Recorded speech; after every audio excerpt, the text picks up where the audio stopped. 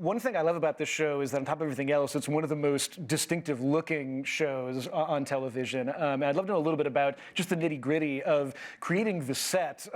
Like, I think if I were to try to map out what I've seen of the Superstore, it'd be kind of like the hotel in The Shining. Like, it's just gigantic. But what was it actually like to kind of build this Superstore set?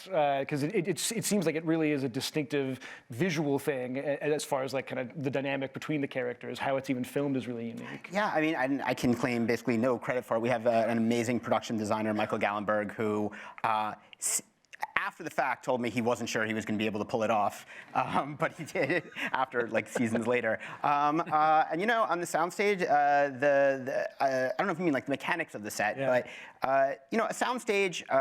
Most of the show is set on.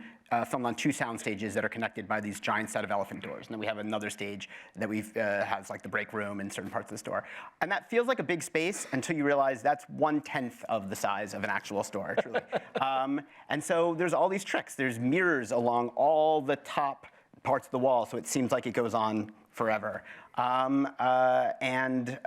don't know. You change up merchandise in specific sections. So what was the pet section is now the baby section, and so because you can't see the whole store all at once, you just think the store never ends. Like there's all, so that's like the trick. Like all the shelves have wheels on them, so you just move stuff around, and it's like, yes, our gun section is exactly in the same place where our grocery section is. Or now it's appliances are there now, but it used to be guns.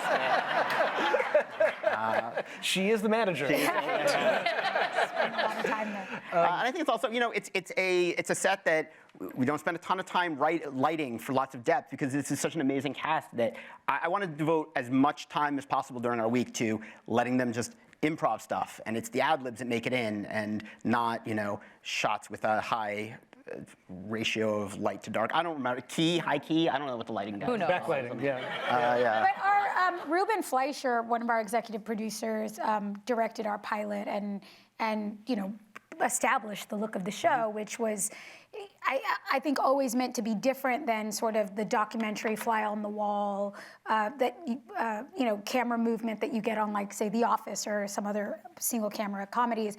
He always wanted you to feel like you were a fly on the wall, but he didn't want it to feel documentary and like something you've seen before. So he established these long lens looks where you could, like, as the viewer, you could just be someone standing in the store looking past 2 aisles, overhearing a conversation with, you know, with 2 employees. And I think as the series has gone along, you know, sometimes for efficiency, we just start shooting more traditional coverage. But every now and then, it's really fun to get to remember that we are in a store, and it's a big store, and when we get behind the camera, 3 of us have directed episodes, like picking and choosing those moments where you remind the audience that they are supposed to just be a fly in the wall, a person in the store overhearing these things, and of course, establishing the tone of our interstitials that have been there from the very beginning. So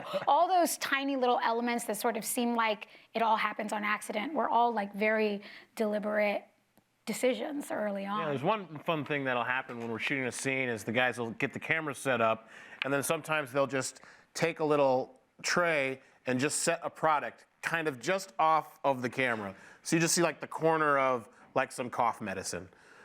You know, or something right in front of the lens, and it really just gives you that feeling of like, oh, I'm looking at cough medicine. Oh, Sandra's talking about it.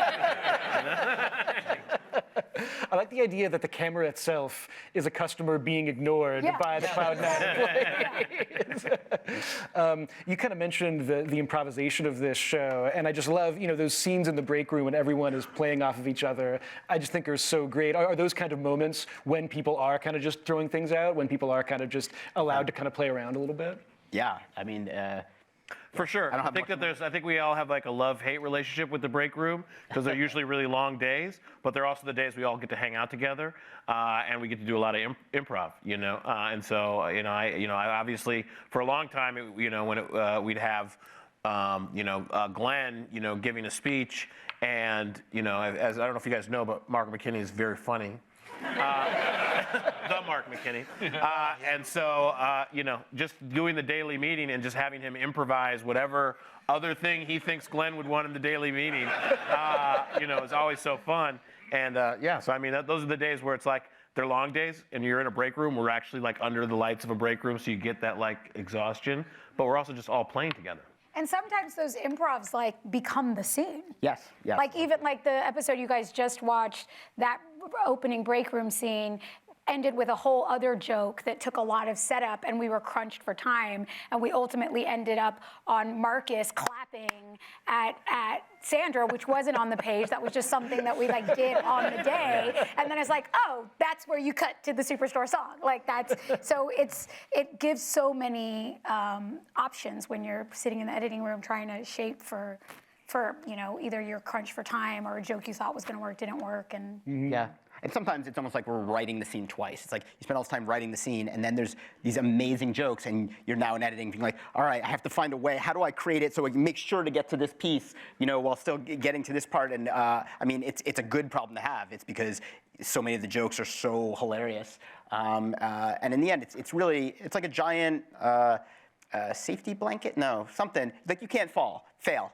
You can fall. If you fall, you won't fail. I just had a baby, guys.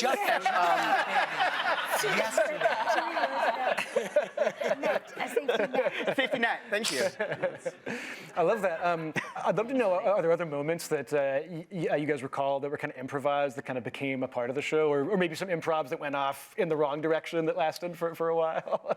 I will never forget Mark went off on an improv about Jerusha having that they've been together for so many years, except for the years where she went to Africa and married a rebel soldier. And, remember that? Do you remember that? Vaguely, yeah. Yeah. And like in my backstory, like I'll sometimes be thinking like, oh, didn't Jerusha go to Africa? I'm like, no, Mark just improv that in something that we never used. See, I'm remembering that as script, that she went, No. she was 2 or 3 years where she was with a warlord. No, you made that up. Yes, that was not on the page. You made that up. Well, it all started like, because, when we first did the pilot, for me, my improv story is with Lauren, who's Second City and an improv goddess. And we were at the end of our first scene, and I was still sort of going, oh, they're going to keep me. I'm going to be fired after this pilot. And then we had an argument, our very first argument in the break room. Oh, my God. And we got to the end of the script, and then it went on for like a good 3 or 4 minutes. But it was great. And then, I wasn't sure, and I came out to the camera, and Justin was sitting there with some of the other writers, and they liked it. And I thought, oh, I'm home. Oh, yeah. I mean, those scenes will end, and you guys probably hear a little bit where it's like, they always try to get the last word in on something. Well, you're stupid. Okay, well, you're dumb. Well, you're stupid. Yeah. And then we cut away to something else. Those go on for minutes, like on and on and on, just little like back and forth. I'm going to get the last word in this conversation, and it's hilarious.